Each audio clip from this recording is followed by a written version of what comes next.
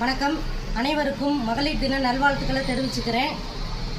நம்ம வந்து ஹோம்மேடாக மில்லட் பேஸில் எல்லாமே செஞ்சு கொடுத்துக்கிட்டு இருக்கிறோம். வாட்ஸ்அப்பில், யூடியூப்பில் கேட்குறவங்களுக்கு கொரியர் பண்ணி விட்டுக்கிட்டு இருக்கோம்.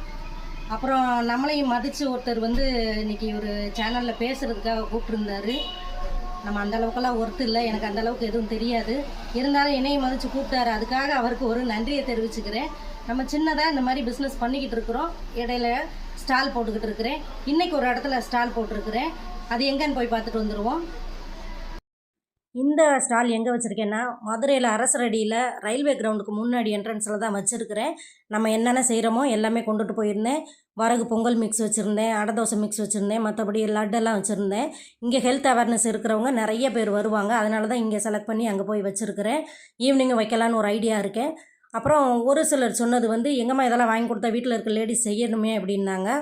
நம்மளுடைய ஆரோக்கியம் நமது கையில் தான். நான் எப்பயும் சொன்னது போல் வீட்டில் இருக்கிற லேடிஸ் எல்லாருமே நிறைய பேர் செய்கிறாங்க. செய்யாத ஒரு சிலர் தயவு செஞ்சு இதெல்லாம் வாங்கியாச்சும் அவங்களுக்கு செஞ்சு கொடுங்க. இந்த மாதிரி நான் ஸ்டால் போடுறதுக்கும் இந்த மாதிரி பிஸ்னஸ்லாம் பண்ணுறதுக்கும் வீட்டில் இருக்கிறவங்க பர்மிஷன் கொடுத்துருக்கணும்ல. அந்த பர்மிஷன் கொடுத்ததுக்காக அவங்களுக்கு நன்றியை தெரிவிச்சுக்கிறேன். திரும்பவும் உங்கள் எல்லாருக்குமே என்னுடைய மகளிர் தின நல்வாழ்த்துக்களை தெரிவிச்சுக்கிறேன். தேங்க்யூ.